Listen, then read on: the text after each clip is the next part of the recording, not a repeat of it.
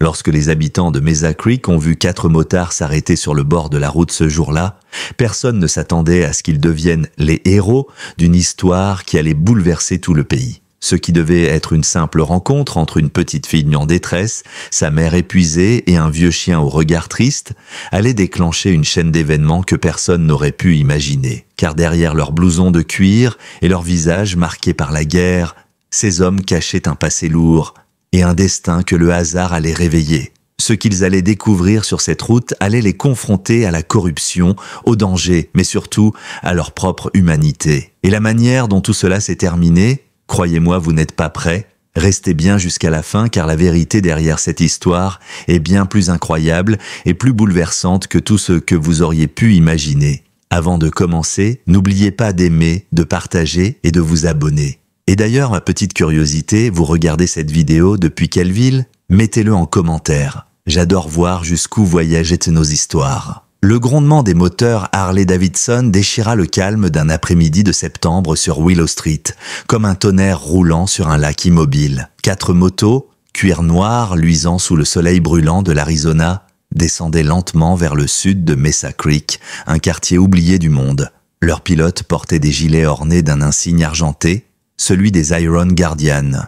Des vétérans forgés par la guerre, des hommes dont les ombres s'étiraient sur le bitume fissuré comme les cicatrices de leurs âmes.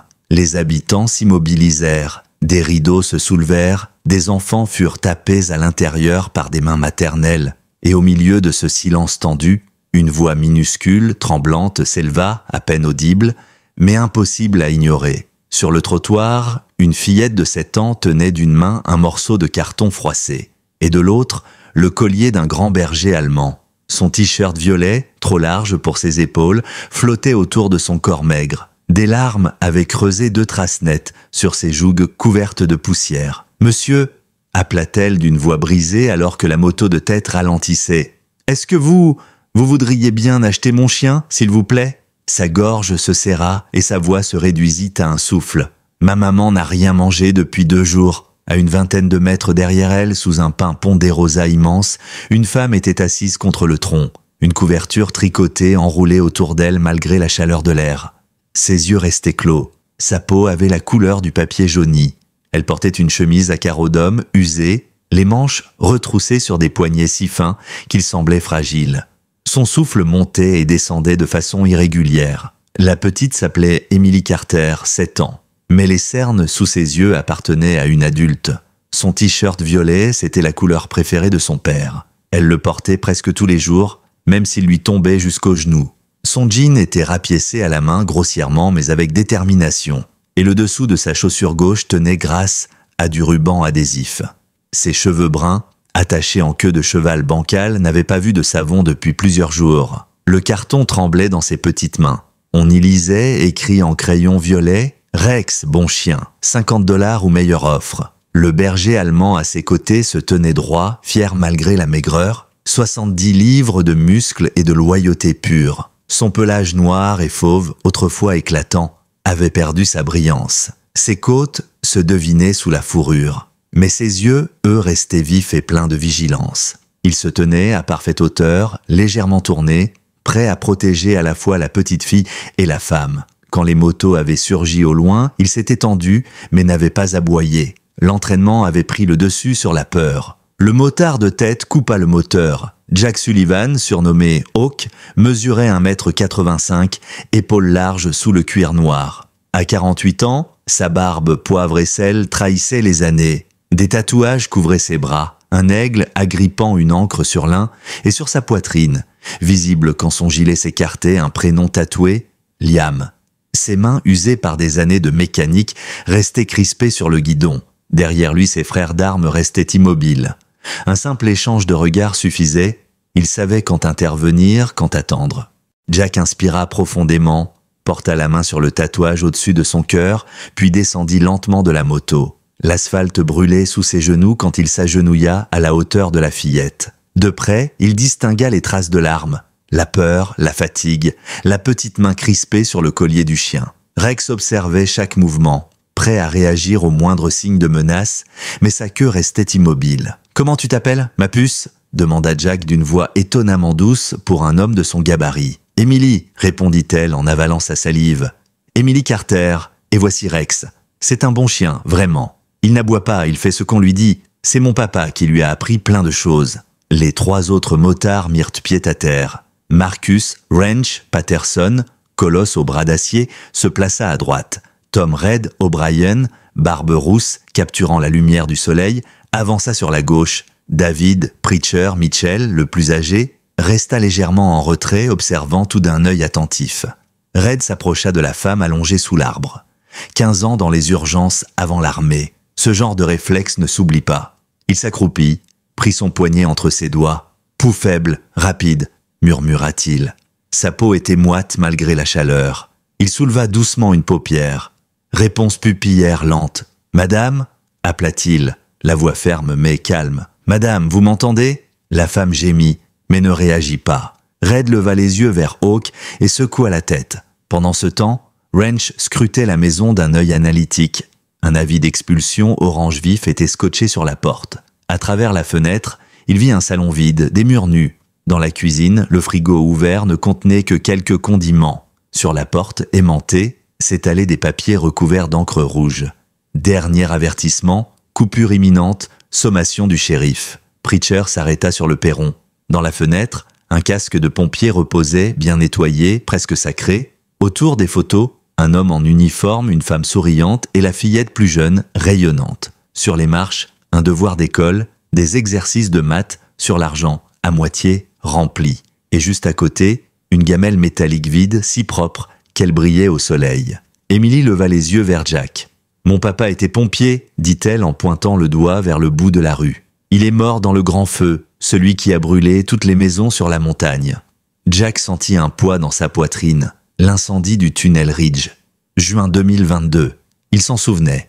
Un feu incontrôlable, des vies perdues, un pompier mort en sauvant une famille entière. « Papa m'a donné Rex avant de partir au ciel, » reprit Emily, la voix tremblante. « Il m'a dit que Rex me protégerait quand lui ne pourrait plus. Mais maintenant, maman est malade, et on n'a pas d'argent pour ses médicaments. J'ai essayé de vendre mes jouets, mais personne n'en voulait. Alors il reste que Rex. » Ses mots se brisèrent. Jack posa doucement sa main sur son épaule. « Hé, doucement, petite, respire un peu. » Emily inspira difficilement, s'efforçant de se contenir. Rex s'appuya contre sa jambe, solide et rassurant. « Depuis combien de temps ta maman n'a pas mangé ?» lança Red depuis l'arbre. « 2 jours, peut-être 3, murmura Emily. « Hier, elle m'a donné sa part. Elle a dit qu'elle n'avait pas faim, mais je sais qu'elle mentait. » Red serra les dents. « Elle est diabétique, n'est-ce pas ?» Emily hocha tristement la tête. « Oui, elle a besoin d'insuline, mais ça coûte trop cher. » De l'autre côté de la rue, une vieille dame aux cheveux gris observait la scène depuis sa fenêtre. Un jeune homme filmait sur son porche, sans bouger. Personne ne sortait, personne n'aidait. Jack sentit quelque chose se briser en lui. Le visage d'Emily se superposait à un souvenir. Même regard, même peur, même âge. Il pose sa main sur sa poitrine, sur le prénom tatoué. Liam. Inspira 4 secondes, retint, expira 4 secondes. La voix de sa thérapeute résonna dans sa tête. « Tu ne peux pas sauver tout le monde, Jack. » Mais peut-être pouvait-il en sauver une. Il sortit son portefeuille, compta ses billets, $500. Il les glissa dans la main tremblante de la fillette. « Garde ton chien, ma belle. Les chiens comme lui, ça ne se vend pas. Ce sont de la famille. » Emily baissa les yeux vers les billets, puis releva la tête, incrédule. « Mais maman a besoin de ses médicaments. » « On s'en charge, » répondit Jack d'une voix ferme. Il se redressa et lança des ordres. « Red, appelle une ambulance. Wrench, prépare ma moto au cas où on doit la transporter nous-mêmes. »« Déjà en train de prier, » dit calmement Preacher. Jack hocha la tête. « On ne laisse pas cette gamine seule, on y va tous ensemble. » L'ambulance mit plus de 20 minutes à arriver. Beaucoup trop pour un coin isolé de Mesa Creek. Red fit quand même l'appel, tout en vérifiant la respiration de la femme allongée. Sa poitrine se soulevait faiblement. Chaque seconde comptait. « On ne peut pas attendre, » dit Wrench en serrant les dents. Hawk hocha la tête. « On la transporte nous-mêmes. Red, tu la maintiens. Wrench, tu conduis. Preacher, tu ouvres la route. » Sans discuter, ils s'exécutèrent. Wrench souleva délicatement la femme Jenny Carter dans ses bras. Elle pesait à peine plus qu'un enfant. Son corps inerte, aussi léger qu'une ombre. Emily, elle, s'accrochait d'une main au cuir du gilet de Hawk, de l'autre au collier de Rex. Le chien suivait, calme mais tendu, prêt à défendre au moindre geste brusque. Ils formèrent un convoi, 2 motos en avant, celle de Wrench au centre avec Jenny entre Red et Preacher, et Hawk derrière avec la fillette et le chien. Le rugissement des moteurs fendit les rues de Mesa Creek, comme une colonne d'acier roulant vers la lumière. La brise faisait voler la queue de cheval d'Emily. Ses bras tremblaient, mais elle ne lâcha pas prise. Rex, installé juste derrière elle, tenait miraculeusement en équilibre, le regard fixé sur l'horizon. En moins de 15 minutes, ils atteignirent les portes du St. Mary's Medical Center. Les portes automatiques s'ouvrirent dans un souffle pneumatique.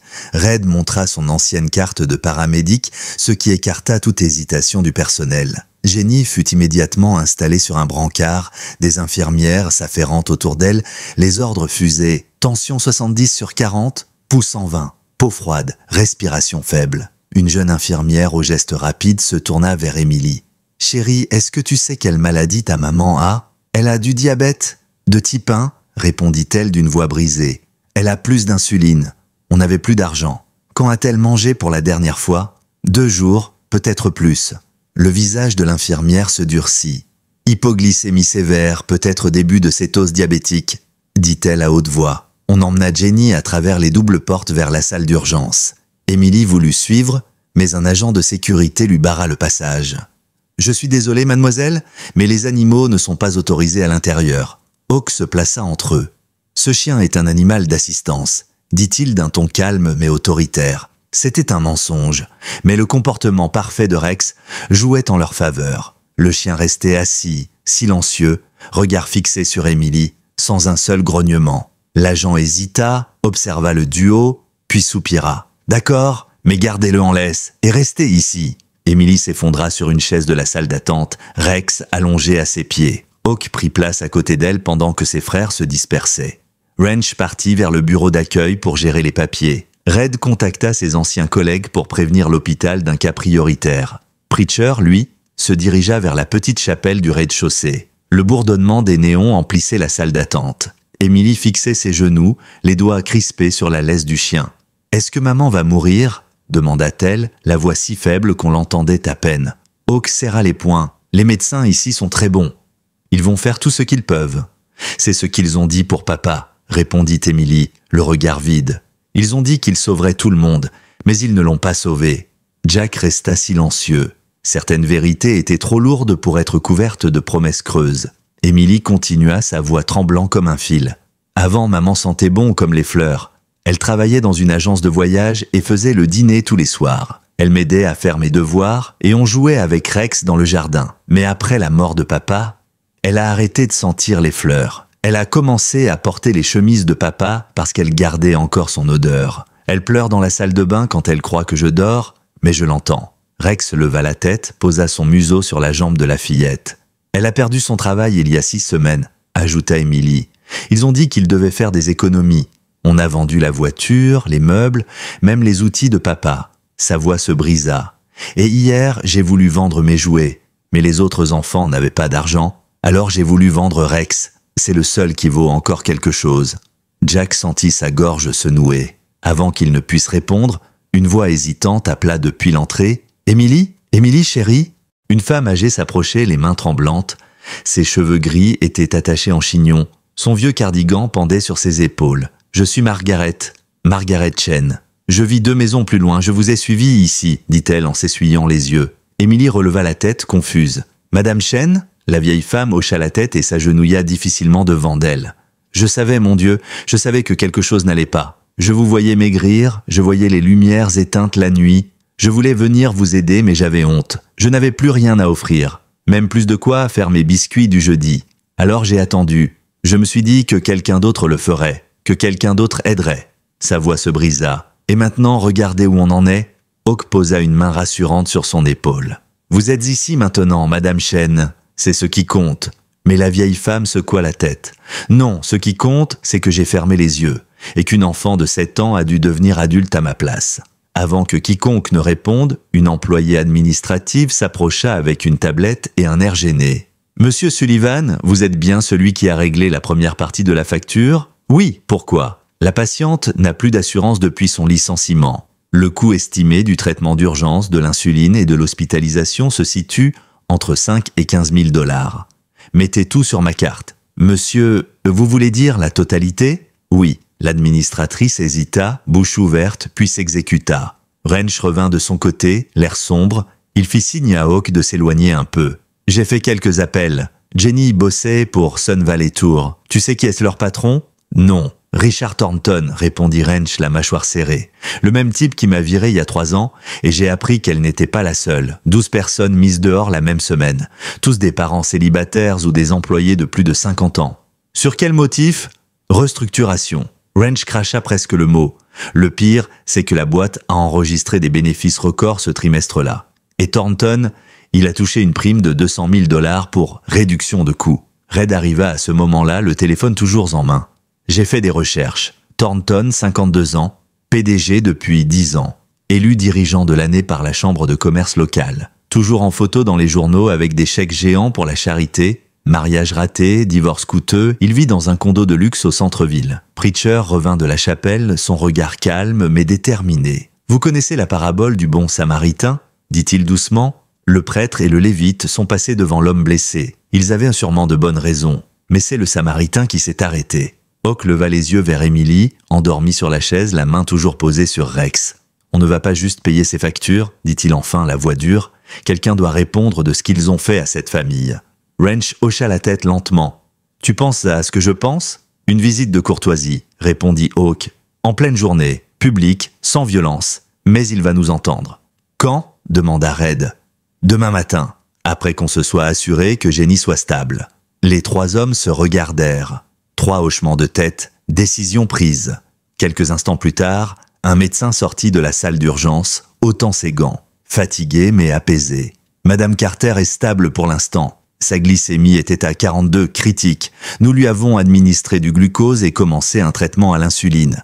Elle est déshydratée et en sous-nutrition sévère, mais elle s'accroche. Elle pourra voir sa fille dans une 30aine de minutes. « Elle va s'en sortir ?» demanda Emily, réveillée par la voix du médecin. Le docteur s'accroupit à sa hauteur. « Ta maman est très malade, mais tu l'as amenée à temps. Tu as été très courageuse. » Emily hocha la tête, pas tout à fait convaincue. Le médecin se releva, adressa un regard à Hawk. « Vous êtes de la famille ?»« On l'est maintenant, » répondit-il simplement. Le couloir du Saint-Mary's résonnait du cliquetis des brancards et des bips d'appareils.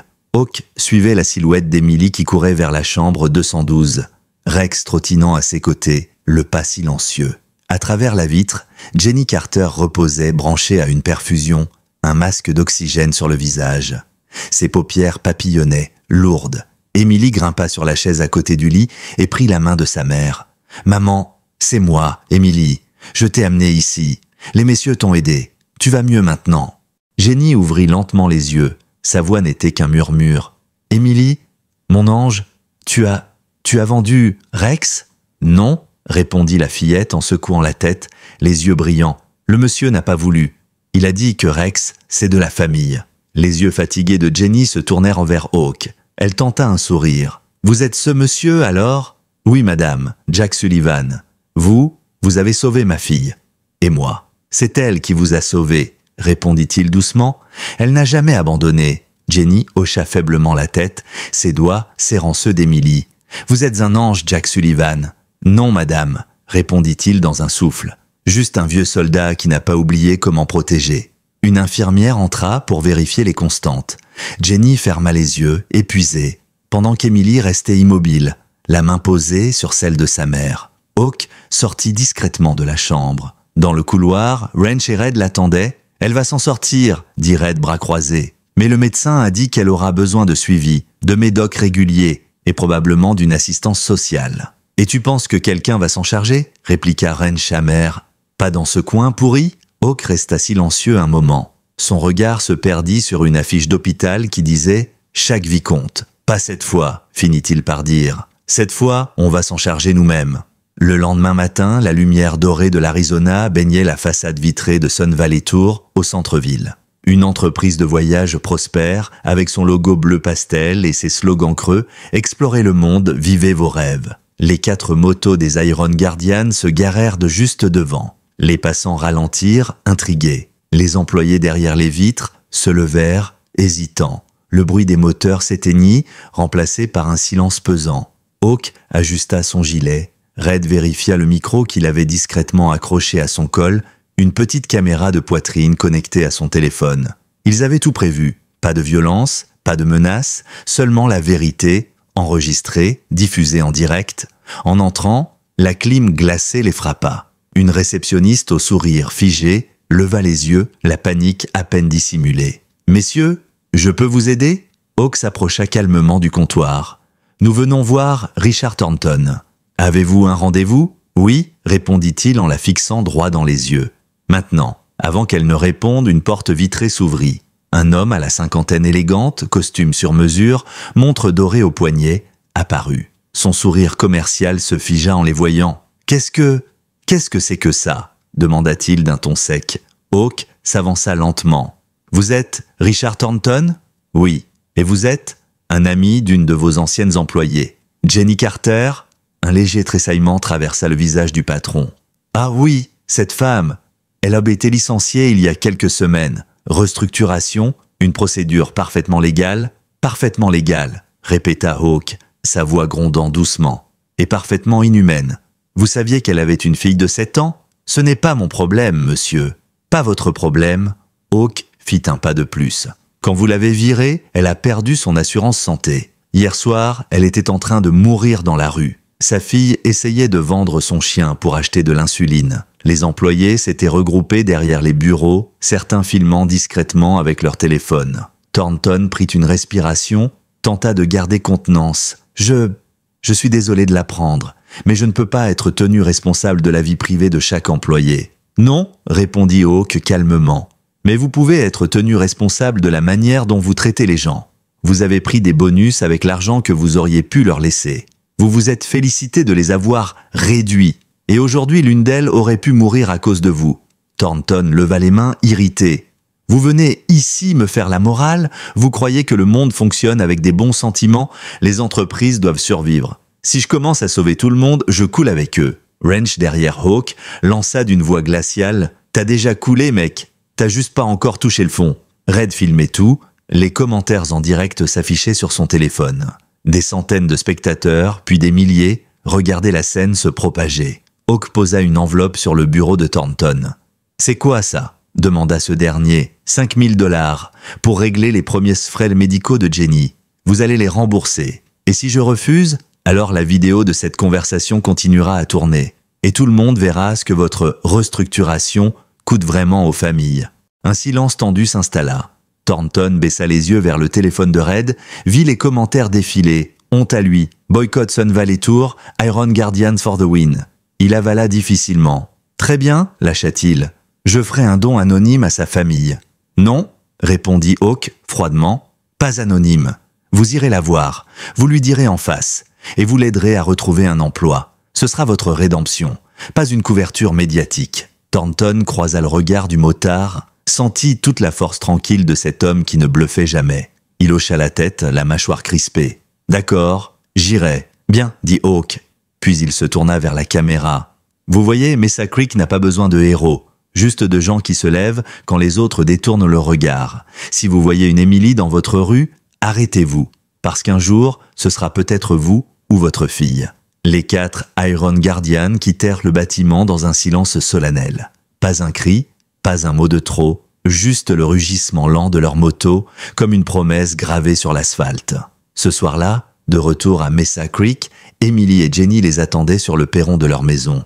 Jenny, encore pâle, tenait une canne pour marcher. Emily courait vers eux, le visage illuminé. « Maman dit qu'on va s'en sortir !» s'écria-t-elle. « Et Rex a mangé 2 fois aujourd'hui. » Rex aboya joyeusement, remuant la queue. Jenny s'approcha lentement de Hawk. « Thornton est venu, dit-elle. Il s'est excusé. Il m'a proposé un poste de consultante à distance avec assurance santé complète. Il a dit qu'un vieil ami lui avait fait comprendre certaines choses. » Hawk esquissa un léger sourire. « C'est une bonne nouvelle. » Jenny lui tendit la main. « Je ne saurai jamais comment vous remercier. Vous n'avez pas à le faire, faites-le pour quelqu'un d'autre, un jour. » Emily leva la tête vers lui. « Vous reviendrez nous voir ?» Hawk lui ébouriffa doucement les cheveux. « Peut-être bien. Les gardiens veillent toujours, tu sais, même quand on ne les voit pas. » Il monta sur sa moto. Les 3 autres firent de même. « Prêt ?» lança Red. « Toujours », répondit Hawk. Les moteurs rugirent. Et alors qu'ils s'éloignaient dans le couchant, Emily serra Rex contre elle, regardant ces 4 silhouettes fondre dans l'horizon orangé. La route s'étirait à perte de vue, avalée par la nuit. Le moteur grondait sous Hawk comme un battement de cœur mécanique, régulier, apaisant. Le désert de l'Arizona défilait autour d'eux, infini, silencieux, seulement troublé par les éclats rouges du coucher de soleil qui mourait derrière les montagnes. Red, Wrench et Preacher roulaient quelques mètres plus loin, en formation serrée. Personne ne parlait. Ce genre de silence avait un poids, une gravité. Chacun savait que Hawk repensait à quelque chose qu'il n'avait jamais vraiment laissé derrière lui. Quand ils atteignirent une aire déserte sur le bord de la route, Hawk coupa le moteur et descendit. Le vent soulevait des nuages de sable chaud. À l'horizon, un orage grondait doucement. Il s'éloigna quelques mètres, posa les mains sur le réservoir brûlant encore de chaleur, puis leva les yeux vers le ciel. Les nuages s'étaient teintés d'orange, de pourpre et d'un gris profond. Wrench s'approcha sans un mot, tendit une canette de soda. « Ça faisait longtemps que je t'avais pas vu aussi touché, frère. » Hawk hocha lentement la tête. « Ouais, cette gamine, elle m'a ramené 10 ans en arrière. » Red s'assit sur une borne, observant le ciel. « Liam ?» Hawk ferma les yeux.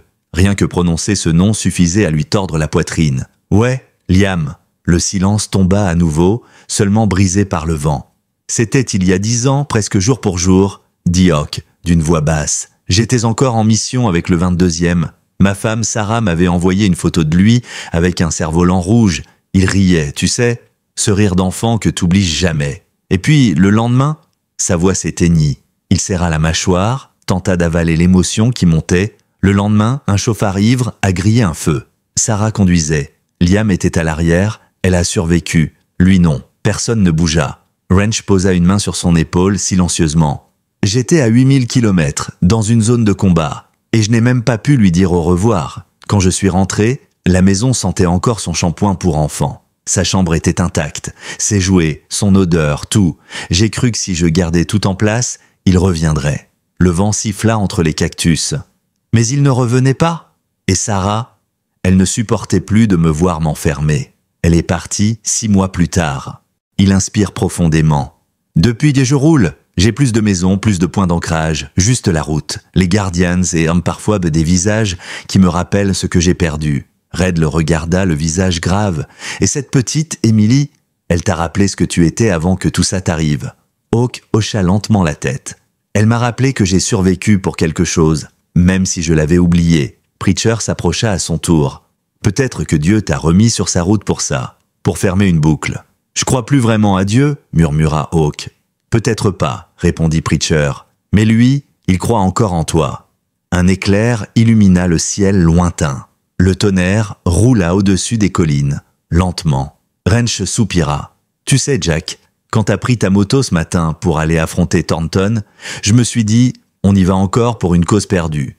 Mais pour la première fois depuis des années, j'ai eu tort. Cette fois, t'as vraiment changé quelque chose. Hawk fixe la ligne d'horizon. C'est pas moi, c'est elle. Cette petite m'a rappelé qu'on peut toujours choisir de faire mieux, même quand on est en morceaux. Red jeta sa canette vide dans le sable. Et maintenant, tu comptes retourner à Mesa Creek? Hawk esquissa un sourire. Peut-être, mais pas tout de suite. Il se tourna vers eux. Il y a d'autres Emily ailleurs. Et tant qu'on roule, on peut en aider quelques-unes. Preacher croisa les bras, hochant lentement la tête. Alors on continue de rouler. Pour les oublier, Wrench leva son poing. Pour les Guardians. Ils cognèrent doucement leurs poings dans un geste silencieux, presque sacré. Puis, un grondement de moteur brisa la quiétude. Un pick-up approchait au loin, soulevant un nuage de poussière. Il s'arrêta à une vingtaine de mètres d'eux. Le conducteur sortit, un jeune homme d'à peine 20 ans, casquette à l'envers, t-shirt sale. « Vous êtes les gars qui ont aidé la dame à l'hôpital ?» lança-t-il. « Ouais, » répondit Hawk. « Pourquoi ? Ma sœur travaille là-bas, elle m'a montré la vidéo, c'est devenu viral. Les gens en parlent que partout. Vous êtes des héros, mec. » Hawk secoua la tête. « Non, fiston, on est juste des hommes qui ont fait ce qu'il fallait. » Le jeune haussa les épaules. « Peut-être, mais il y a des gens qui veulent te vous parler. Un journaliste local, une asso qui s'occupe des familles de vétérans. Ils disent que vous pourriez aider à monter un programme d'aide. » Wrench échangea un regard avec Hawk. « Tu crois que c'est sérieux? Si c'est vrai, Alors on a plus le droit de se planquer, répondit Hawk. On a vu ce que ça donne quand personne ne se lève. Le jeune homme leur tendit une carte froissée. C'est le contact de ma sœur. Elle s'appelle Avril. Elle veut vous rencontrer demain à Phoenix. Hawk prit la carte, la rangea dans sa poche. Merci, gamin. Et prends soin de ceux que t'aimes, d'accord? Promis, monsieur. Le pick-up repartit dans un nuage de poussière. Le silence retomba. Red se leva. Alors, chef, qu'est-ce qu'on fait? Hawk regarda la carte dans sa main. Sur le coin, il y avait écrit au stylo « April Thompson, Phoenix Community Outreach ». Il inspire profondément. « On va à Phoenix ». Les trois autres acquiescèrent sans un mot. Les moteurs rugirent à nouveau, couvrant le vent et le tonnerre. Le désert s'embrasait de lumière au loin. Et tandis qu'il s'enfonçait dans la nuit, une certitude naissait lentement dans le cœur de Hawk. Ce n'était plus une fuite, c'était un chemin. Le soleil se levait sur Phoenix, jetant une lueur dorée sur les toits et les palmiers qui bordaient les grandes artères. Les motos des Iron Guardian traversaient la ville en fil serré. Les moteurs résonnant entre les immeubles comme un écho venu du désert. Les gens se retournaient, certains sortaient leur téléphone pour filmer. Ce n'était plus juste 4 motards anonymes. C'étaient les hommes dont toute la ville parlait depuis 24 heures. Les titres défilaient déjà sur les réseaux. Des bikers sauvent une mère et sa fille abandonnée. Les Iron Guardian, quand la route croise la justice. Et surtout, le geste qui a fait trembler un PDG. Ils s'arrêtèrent devant un petit café au nord de downtown, un lieu modeste au coin de Roosevelt Avenue. Sur la vitrine, un panneau « Phoenix Community Outreach, réunion locale tous les samedis ». À l'intérieur, une jeune femme les attendait. 28 ans, cheveux noirs attachés à la va-vite, chemise en jean, carnet à la main. Elle leva les yeux quand les 4 hommes entrèrent. « Vous devez être Jack Sullivan », dit-elle en s'avançant, un sourire timide aux lèvres. « C'est moi. Vous êtes Avril ?» April Thompson, ma sœur était à l'hôpital hier soir. Elle vous a vu arriver avec la petite et de sa mère. Elle m'a tout raconté. Elle tendit la main à tour de rôle aux autres. Marcus Patterson, Red O'Brien, David Mitchell, vous 4, vous avez déclenché une tempête sans le vouloir. Hawk fronça légèrement les sourcils. Quel genre de tempête? Avril fit défiler son téléphone et lui montra un article. Les images de votre confrontation avec Thornton ont dépassé les 2 millions de vues. Et depuis ce matin, des centaines de familles nous écrivent. Des mères célibataires, des anciens combattants, des ouvriers licenciés, tous disent la même chose, enfin quelqu'un qui a eu le courage de parler pour nous. Wrench siffla entre ses dents. 2 millions? Sérieux? Red secoua la tête, et dire qu'on voulait juste aider une gamine. Avril posa son téléphone et sortit un dossier. On organise depuis 1 an des actions de soutien aux vétérans et aux familles en difficulté. Mais on manque de visibilité. Ce que vous avez fait? C'est plus qu'un acte de courage, c'est un symbole. Les gens vous écoutent, Jack. Hawk croisa les bras. Je ne suis pas un politicien, ni un saint. Juste un homme qui agit quand les autres parlent, répondit April. C'est tout ce qu'il faut pour changer les choses.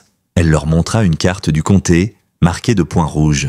Voici les zones les plus touchées par les expulsions, les coupures d'aide et les pertes d'emploi. Des dizaines de familles comme celle de Jenny. On veut monter une opération. Guardian Relief Ride, une caravane de motos et de bénévoles pour livrer nourriture, médicaments et vêtements à ceux qui n'ont plus rien. Vous seriez nos visages, nos protecteurs. Wrench éclata d'un petit rire. Tu veux dire qu'on passerait d'un club de vétérans à un groupe humanitaire? April lui rendit un regard perçant. Pourquoi pas? Vous avez l'organisation, la discipline, la réputation, vous inspirez confiance. Et les gens ont besoin de croire en quelque chose de vrai. Un silence s'installa. Hawk fixait la carte. Les points rouges se mêlaient dans sa tête à des souvenirs, des visages épuisés, des enfants comme Emily, des maisons vides. Il se souvenait de la voix de sa thérapeute. « Tu ne peux pas sauver tout le monde, mais peut-être qu'il pouvait en sauver quelques-uns de plus. » Si on fait ça, dit-il lentement, on le fait à notre façon. Pas de promesses creuses, pas de discours, juste des actes. April hocha la tête, le sourire aux lèvres. « C'est tout ce que je demande. » Red s'approcha de la fenêtre, observant la rue. Des passants prenaient des photos de leurs motos. « T'as vu ça, Hawk? On est déjà des légendes locales. »« Ou des cibles, » répondit calmement Hawk. « Comment ça? » demanda April. « Ce genre d'attention attire aussi des gens moins bien intentionnés. Ceux qui aiment pas quand on dérange leur confort. » Et il avait raison. Dehors, dans une berline sombre garée de l'autre côté de la rue, un homme les observait à travers des lunettes de soleil. Costume impeccable, oreillettes presque invisibles. Sur son siège passager, un dossier portait l'inscription « Iron Guardian, rapport préliminaire ». Il décrocha son téléphone. « Oui, monsieur, ils sont à Phoenix, tous les 4. » Une voix grave répondit de l'autre côté. « Continuez la surveillance et trouvez-moi ce qu'ils veulent dire vraiment. » L'homme raccrocha. Plus tard dans la journée, les Guardians participaient à leur première mission communautaire. Une petite caravane de bénévoles, des pick-up remplis de vivres et de matériel médical traversaient les rues de Glendale. Les habitants sortaient de leur maison pour les applaudir. Hawk n'était pas habitué à ça. Des sourires, de la reconnaissance. Il se sentait presque mal à l'aise. Avril marchait à ses côtés, un gilet orange sur le dos. « Vous savez, dit-elle, quand j'étais enfant, mon père me disait toujours que les héros portaient des uniformes. » Elle jeta un coup d'œil vers lui. « Je crois qu'il avait tort. Parfois, ils portent du cuir et sentent de l'essence. » Hawk esquissa un sourire rare. « Et toi, tu crois que ce qu'on fait peut vraiment durer ? Si vous continuez à croire que ça en vaut la peine, oui. » Soudain, un petit garçon sortit d'un porche et s'approcha timidement.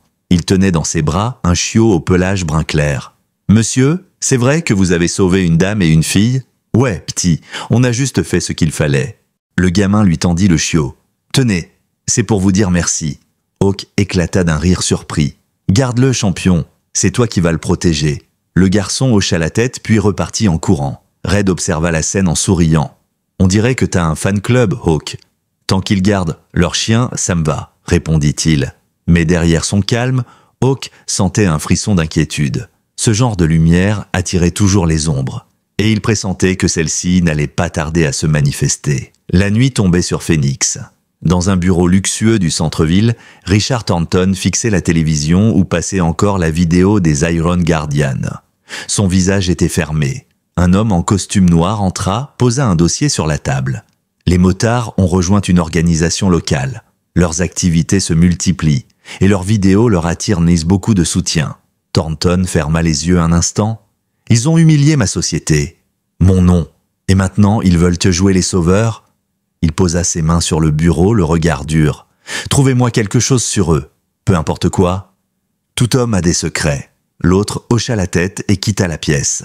Thornton resta seul face à la fenêtre. Le reflet de la ville brillait dans ses lunettes. Il murmura pour lui-même. « Tu crois pouvoir me faire tomber, Sullivan ? On verra qui tombe le premier. » La nuit suivante, un grondement lointain traversa les rues désertes de Phoenix. Les motos des Iron Guardians roulaient lentement vers la périphérie sud de la ville, là où la lumière des lampadaires s'éteignait et où le désert reprenait ses droits. Wrench ouvrait la route, Hawk derrière lui, les yeux plissés sous la visière. Quelque chose clochait, une sensation familière, celle d'être observé. « T'as senti ?» lança Red dans le micro de son casque. « Ouais », répondit Hawk. « On nous colle depuis la station-service. Pick-up noir, vitre teintée. Tu veux qu'on le teste ?» demanda Wrench. « Pas encore. » On reste groupés. Ils prirent une route latérale, déserte, longeant une voie ferrée, les phares découpaient la poussière. Le pick-up suivait toujours, gardant une distance constante. « Ça commence à m'énerver, ce cirque », grogna Red. « Patience, » répondit Hawk. « On va voir jusqu'où ils veulent aller. » Il fit un signe discret à Wrench.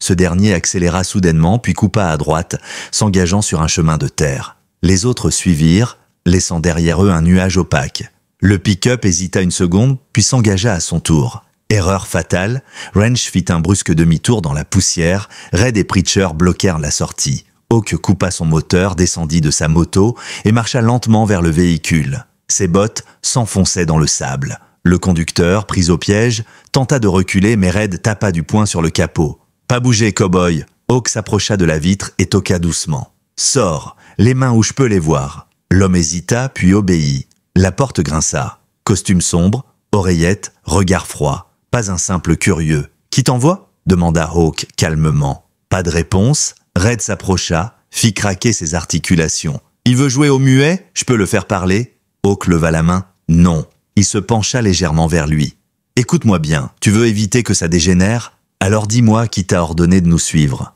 L'homme soupira, puis sortit lentement une carte de sa poche intérieure. « Je travaille pour Thornton. Il veut simplement comprendre vos intentions. » Hawk éclata d'un rire sec. « Comprendre ? Il envoie un type armé nous filer le train, et il parle de compréhension ?» L'homme resta impassible. « Vous avez fait du bruit, Sullivan. Beaucoup de bruit. Thornton pense que vous cherchez à déstabiliser son entreprise. Il veut éviter tout scandale supplémentaire. » Red haussa un sourcil. « Éviter un scandale, non ? Trop tard pour ça. » Hawk plissa les yeux. « Et toi ? t'es quoi exactement? Sécurité privée? Ancien militaire? L'homme ne répondit pas, mais son regard le trahit. Hawk reconnut aussitôt ce regard-là. Froid, entraîné, professionnel. Blackridge demanda-t-il soudain. Le visage de l'homme se figea. Comment vous connaissez ce nom?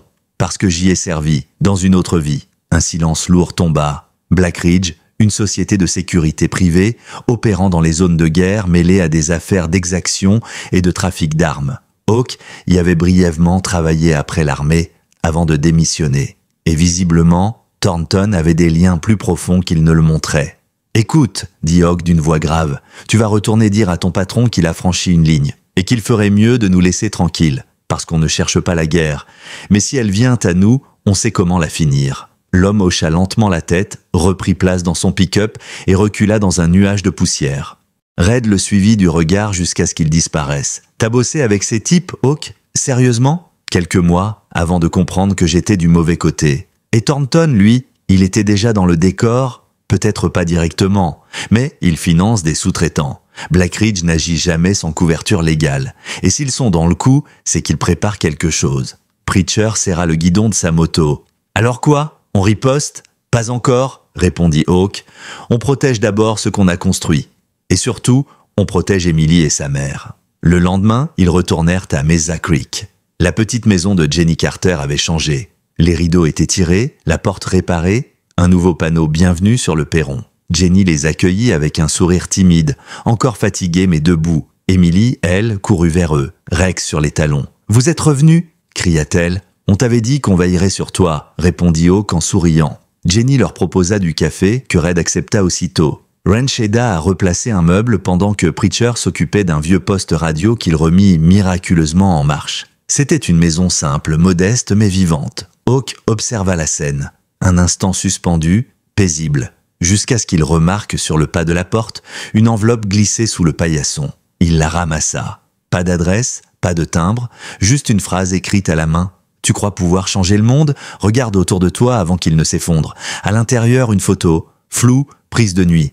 On y voyait Emily, endormie dans sa chambre, à travers la fenêtre. Hawk sentit son sang se glacer. Il montra la photo à Red sans dire un mot. Le colosse pâlit à vue d'œil. « C'est un message, Hawk, et pas du genre symbolique. » Hawk serra la photo entre ses doigts. Thornton vient de faire une erreur, une très grosse erreur. Cette nuit-là, les Iron Guardians se réunirent dans un ancien hangar au sud de Phoenix, leur nouveau QG improvisé. Des cartes au mur, des plans, des dossiers éparpillés sur une table en métal. Hawk fit glisser la photo au centre.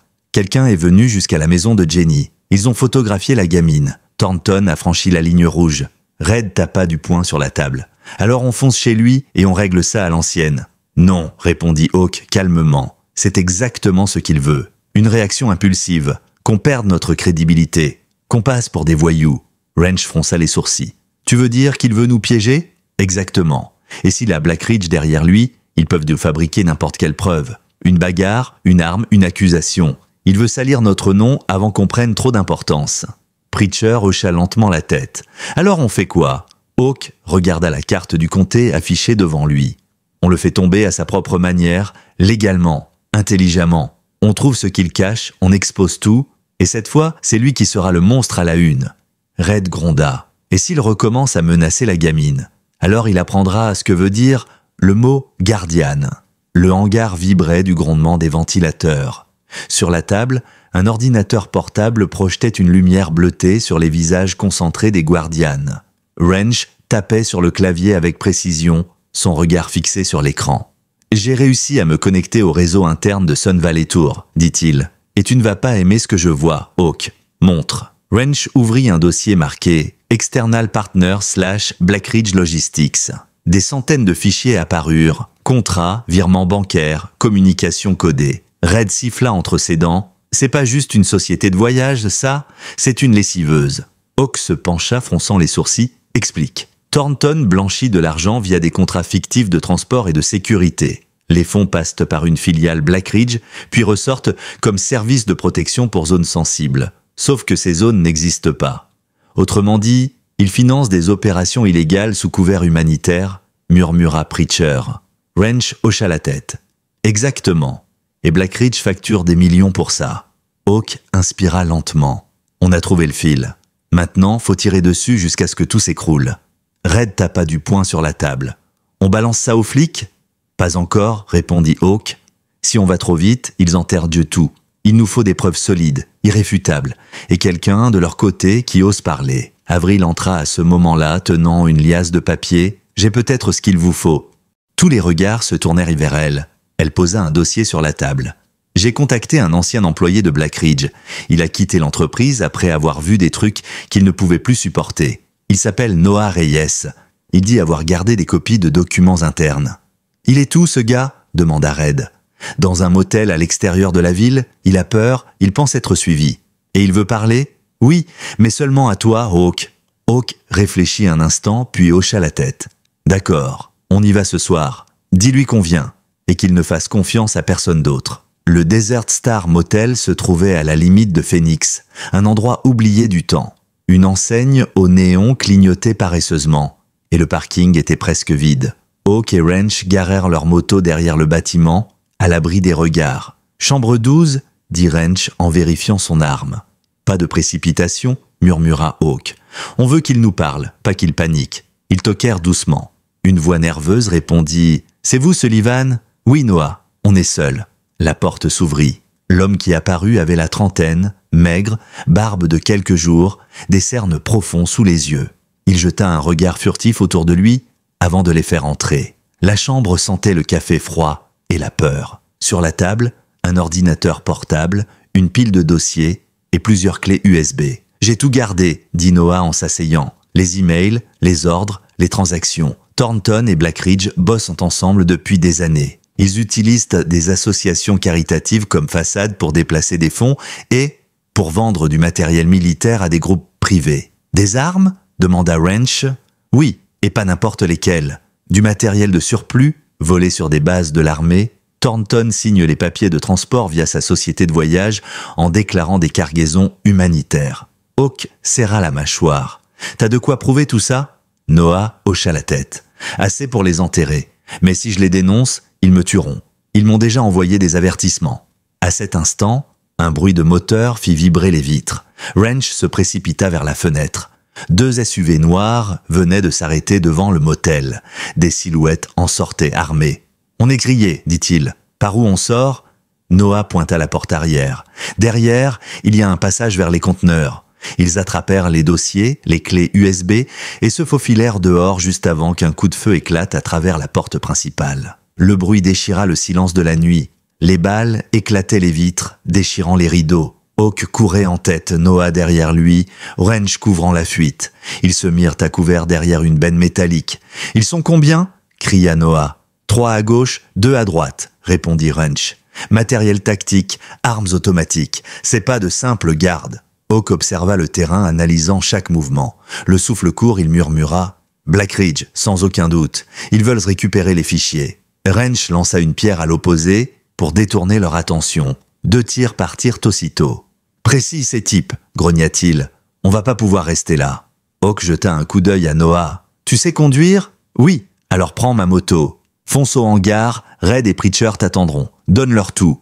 Et vous ? On couvre ta sortie. Va-t'en. » Noah hésita une seconde puis obéit. Il démarra la moto dans un rugissement, la fit bondir hors du parking poursuivi par des tirs. Les balles ricochèrent sur le bitume, mais il s'éloigna à toute vitesse. Hawk et Wrench ripostèrent, tirant en direction des SUV pour couvrir la fuite.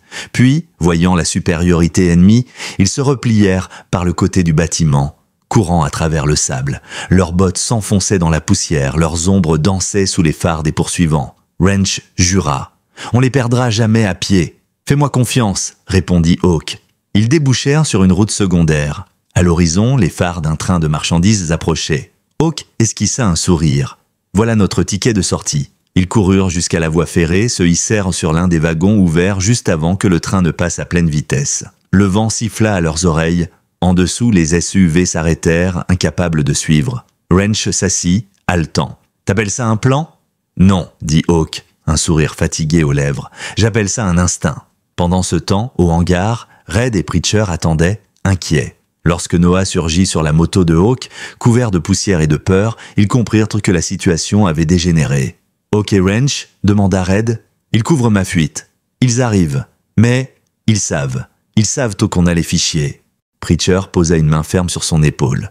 Alors on va protéger ça comme la vie d'un frère. Noah sortit la clé USB et la plaça dans un coffre métallique scellé sous le bureau.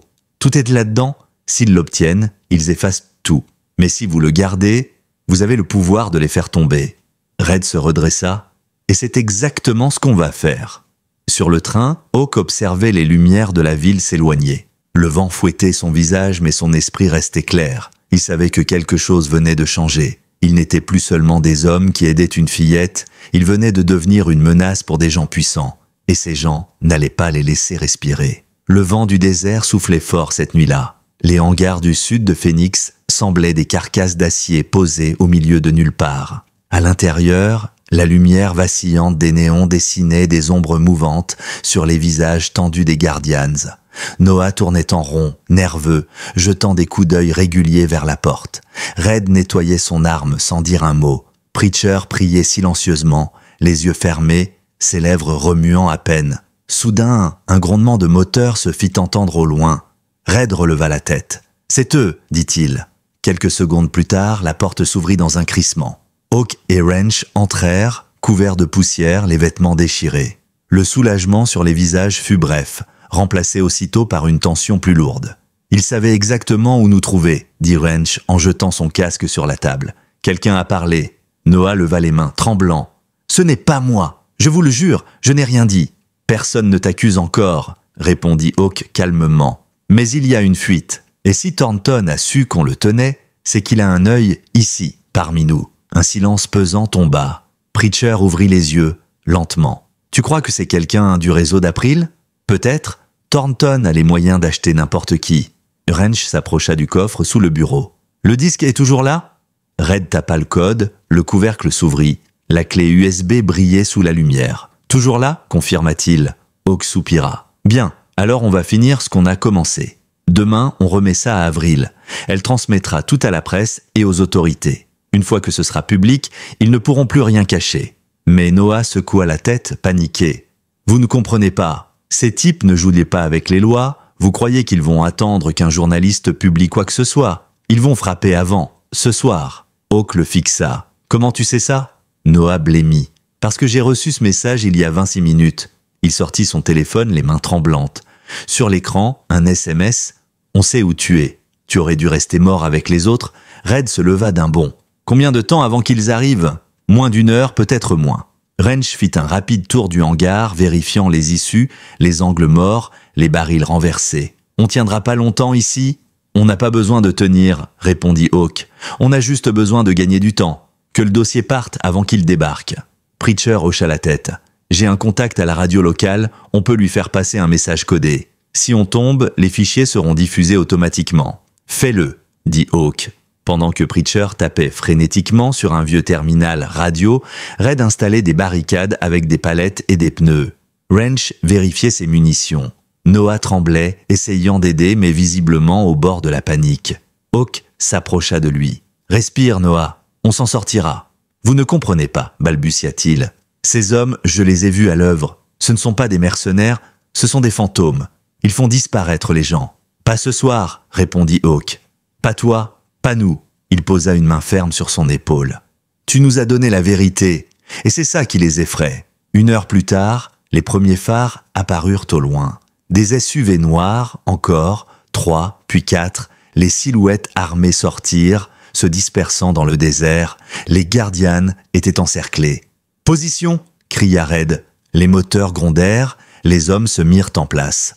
Hawk observa la scène depuis une meurtrière du hangar. Son cœur battait calmement. Il n'avait plus peur, juste une détermination glaciale. Une voix résonna à travers un haut-parleur. « Sullivan, vous avez quelque chose qui ne vous appartient pas. Rendez-le et personne ne sera blessé. » Hawk attrapa son toki. « Thornton, c'est toi ?» Un rire sec. « Disons, un ami commun ? Tu ne peux pas gagner, Sullivan. Ces fichiers disparaîtront, comme tout le reste. »« Peut-être, » répondit Hawk. « Mais tu ne pourras pas effacer ce qu'on représente. Et même si on tombe, d'autres se lèveront. » Un instant de silence, puis « Très bien, vous l'aurez voulu. » Le crépitement des balles éclata, le hangar vibra sous les impacts. Les Guardians ripostèrent, précis, organisés. Les balles ricochaient sur le métal, les éclats volaient partout.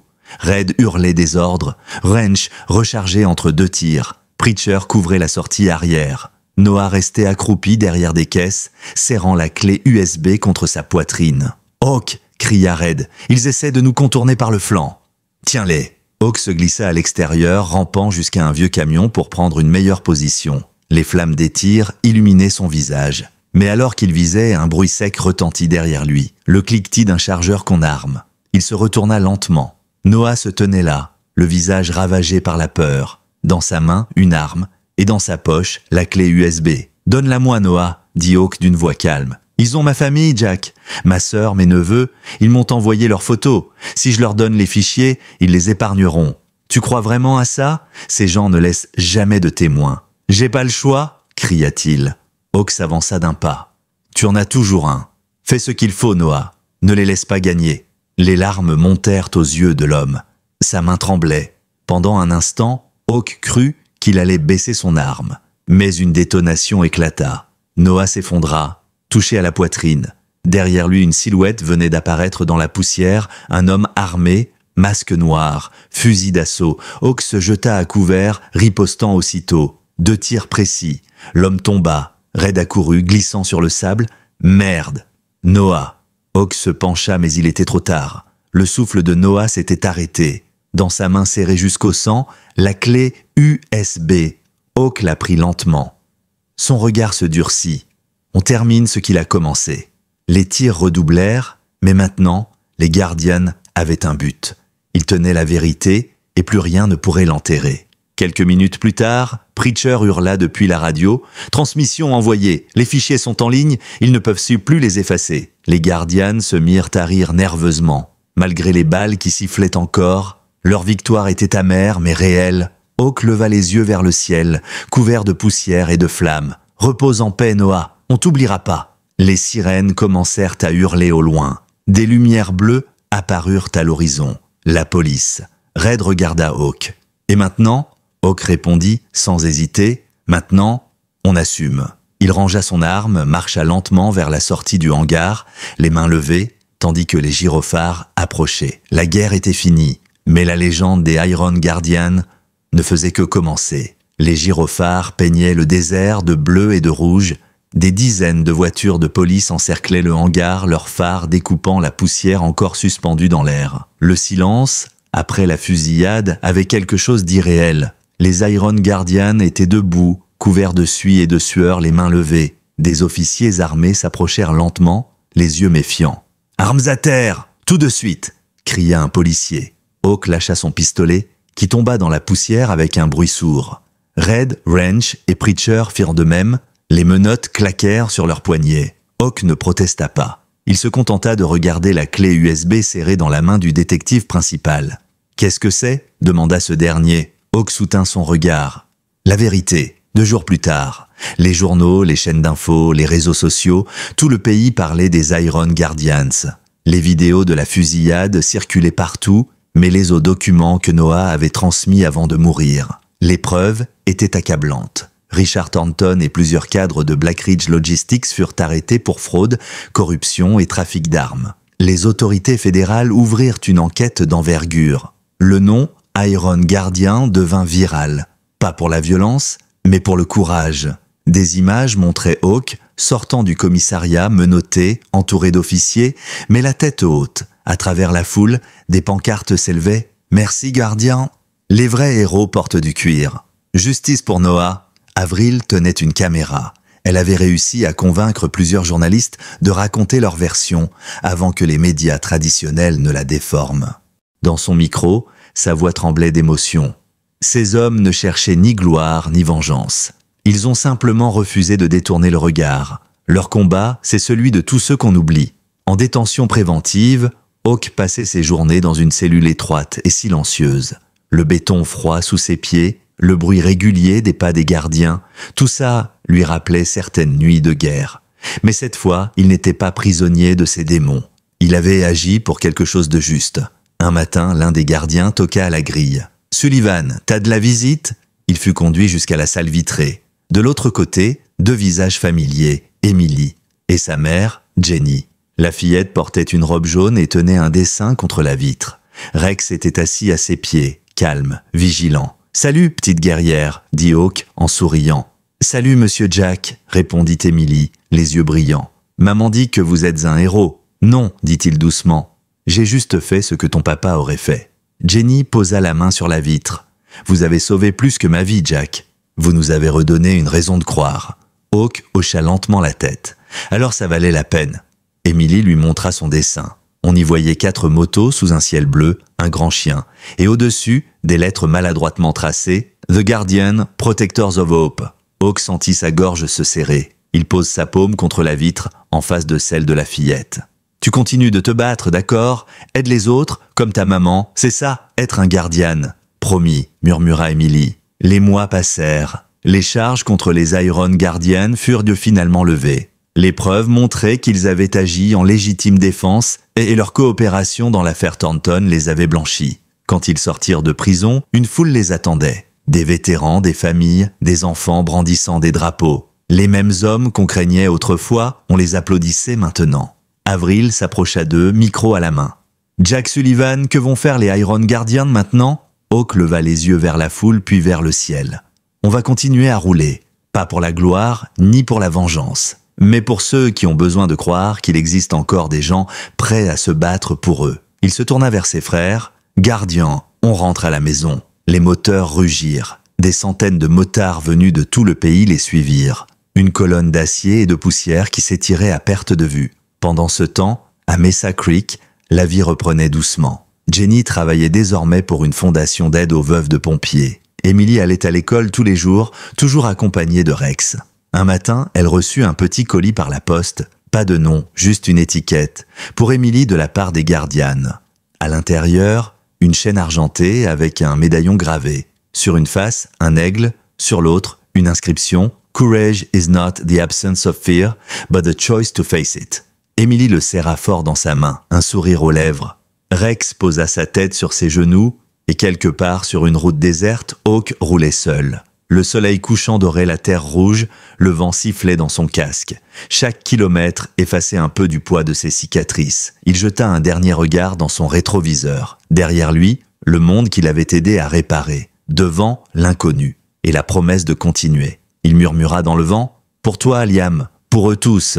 Puis il accéléra. Le rugissement de la moto se perdit dans la lumière du crépuscule. Le vent du désert soufflait comme au premier jour, chaud et chargé de poussière. Le soleil de l'Arizona se couchait lentement sur Mesa Creek, baignant les collines d'une lumière dorée. Une longue file de motos s'étirait sur la route, formant un serpent d'acier et de chrome qui vibrait au rythme d'un même battement de cœur. Sur la moto de tête, une jeune fille d'à peine 14 ans portait un blouson noir orné d'un aigle argenté. Sur le dos, en lettres cousues, Iron Guardians, son casque reflétait le ciel brûlant. Ses yeux, derrière la visière, brillaient d'une détermination tranquille. Rex, désormais vieux, roulait dans le sidecar à ses côtés, le museau gris, les oreilles dressées malgré l'âge, Emily Carter, la petite fille du trottoir, la gamine qui voulait vendre son chien pour sauver sa mère, celle que 4 hommes avaient refusé de laisser tomber. Et aujourd'hui, elle menait la route. Autour d'elle, des visages familiers et nouveaux.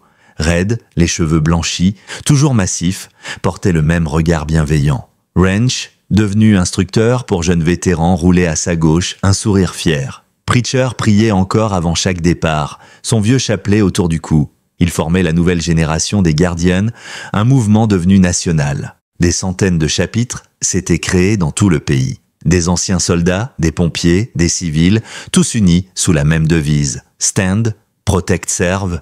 Chaque année, ils organisaient une grande traversée, le Guardian Ride, pour venir jusqu'à Mesa Creek. Pas comme une parade, comme un pèlerinage, pour se souvenir de celui qui avait tout déclenché. Jack Hawk Sullivan. La caravane s'arrêta sur une colline, surplombant la ville. Au sommet, une pierre gravée faisait face à l'horizon. Autour, des drapeaux, des fleurs séchées et une plaque en acier où l'on pouvait lire « Jack Sullivan, 1977 à 2031. Soldat, frère et gardien des oubliés ». Son courage a rallumé la lumière, Emily descendit de sa moto, ôta son casque. Ses cheveux châtain clair s'envolèrent dans le vent. Elle posa une main sur la pierre. « Salut Hawk », dit-elle doucement. Sa voix était ferme, mais chargée d'émotion.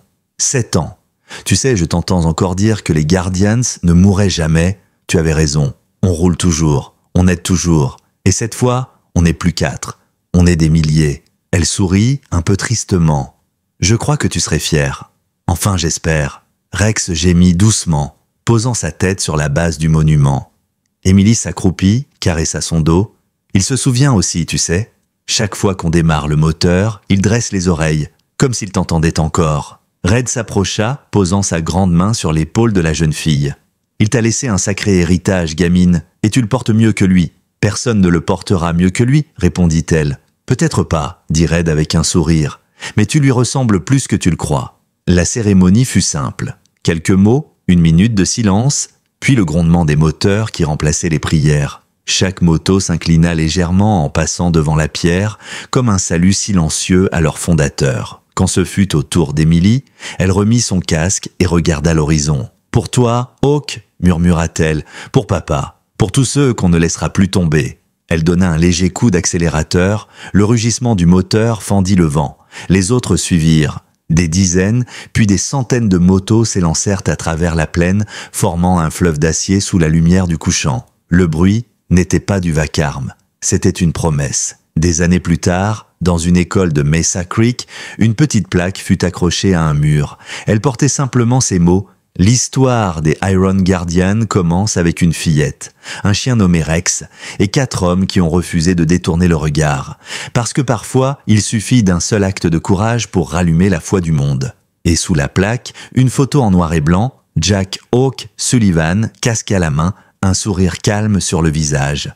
À côté de lui, la petite Emily tenant Rex dans ses bras. Sur la route, la colonne avançait. Le vent faisait voler les bannières des Guardians, frappées du symbole d'un aigle et d'un cœur. Au loin, la silhouette d'Emily ouvrait la marche, seule sur la ligne d'horizon. Et dans le vent, sa voix semblait se mêler à celle de Hawk, comme un écho venu d'un autre temps.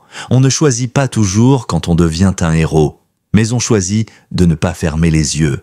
Le désert s'illumina d'une dernière flamme dorée avant que le soleil ne disparaisse. Puis le silence revint, apaisé, éternel.